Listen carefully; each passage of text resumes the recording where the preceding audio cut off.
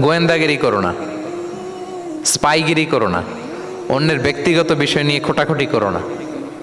এরকম স্বভাব আমাদের অনেকের আছে না নাই? অনেকে দেখবেন যে অনেকের প্রাইভেট বিষয় নিয়ে খোঁচাখুচি করতে সে বড্ড মজা পায়। আছে এরকম? এটা হারাম। আওয়াজ করে বলুন, এটা কি? ওয়ালা তাজাসসু, গোয়েন্দাগিরি করো না। Everyone has personal space and no one should interfere someone's personal space.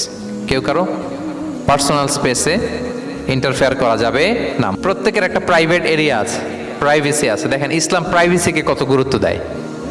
প্রত্যেকের প্রাইভেসিকে ইসলাম কত গুরুত্ব দেয়। কারো প্রাইভেসির মধ্যে ইন্টারফেয়ার করা এটা ইসলাম পছন্দ করে না। এজন্য খবরদার, কারো ব্যক্তিগত কোনো ইস্যু নিয়ে আমরা নাক গলাতে পারবো না।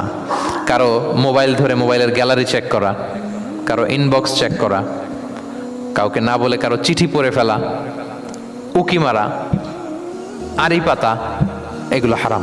এগুলো কি? তো এরকম স্বভাব আমাদের আছে না?